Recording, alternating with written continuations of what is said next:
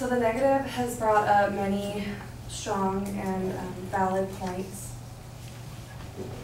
about how ex-felons, they shouldn't have the right to vote because obviously it didn't matter to them much in the first place. They broke the law. They're not a law-abiding citizen any longer.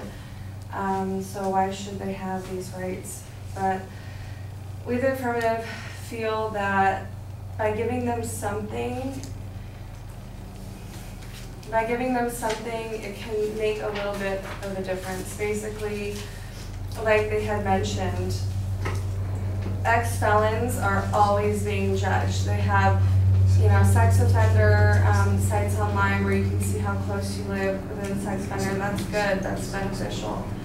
But they're just constantly always being judged, and so it's hard for them. It's hard for them to go to a job interview because they have to give their background, and they could very well change, but they don't want to give them a chance because supposedly they're not trustworthy. I don't really think committing a crime correlates with being trustworthy or not. It correlates with making a bad decision, maybe being immature, maybe having your thoughts in the wrong place, but it doesn't necessarily have to do with being trustworthy. Being trustworthy is more for like if you're chronically lying about what you did and everything. So I feel like it shouldn't, having an ex-offender on their record shouldn't bar them from getting a job or getting housing, but it does.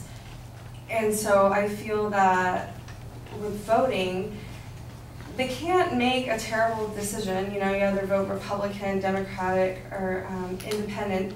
It's not like they're mentally incompetent, like some people who are in psychiatric holds and children. They don't have the ability to completely process and comprehend what's going on to make the right decision with the voting. But ex-felons do. They just made a mistake. It doesn't make them mentally incompetent.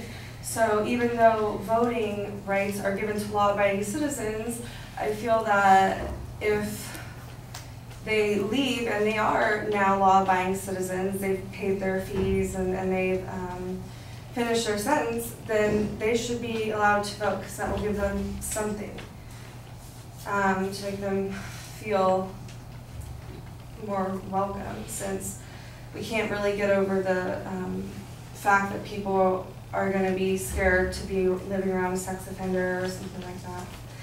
And also, there's interesting research.